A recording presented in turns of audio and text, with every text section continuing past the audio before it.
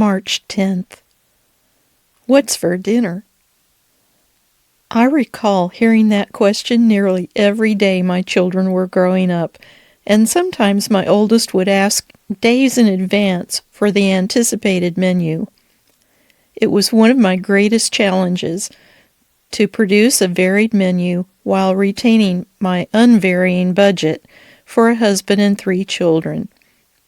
It seems I am not unique in this respect, as nearly every woman I talk with has experienced the same daily dilemma. Thinking it unfair, I consider that Eve didn't have to cook. Really, think about it. All that was required was that she wander through the garden picking what she wanted from a tree. She didn't even have to bend over. Adam likely followed her around and ate whatever Eve picked for dinner, and I don't think men or children have changed much since then. No brick ovens were required. The original fast food was really fast. Grain hadn't entered the picture yet, so there was no milling, kneading, or baking. Animals were off limits until God Himself instituted sacrifices, so no hunting, processing, smoking, or drying either. From the day Eve chomped down on the forbidden fruit, and God leveled the death sentence on mankind, producing dinner became one of life's most challenging tasks. We don't think much of the consequences of sin. They have become our daily routine as cooking a meal, plowing a field, or going to work. Only when the routine becomes burdensome or bothersome do we notice and understand that something is amiss.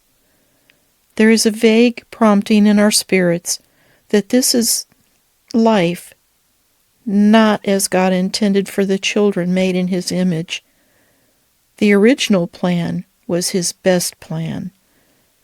Something tells me that God thinks meals shared are pretty important too.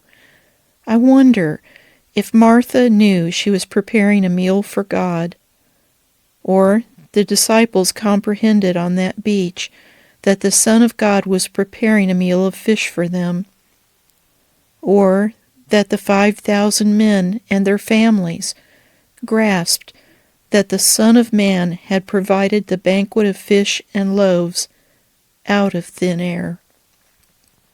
Eve's dinner choice in the garden initiated God's restoration plan to bring us all back to garden-like fellowship with Him through Jesus. When the pinnacle of time and eternity meet, what do you imagine will be on the table at the wedding banquet of the Bride of Christ and the Lamb of God? Whatever it is, it will have been divinely planned and perfectly prepared. My mouth is watering as I ask, Lord, what's for dinner? Genesis 1:29. Then God said, I give you every seed-bearing plant on the face of the whole earth, and every tree that has fruit with seed in it. They will be yours for food. Revelation 19:9.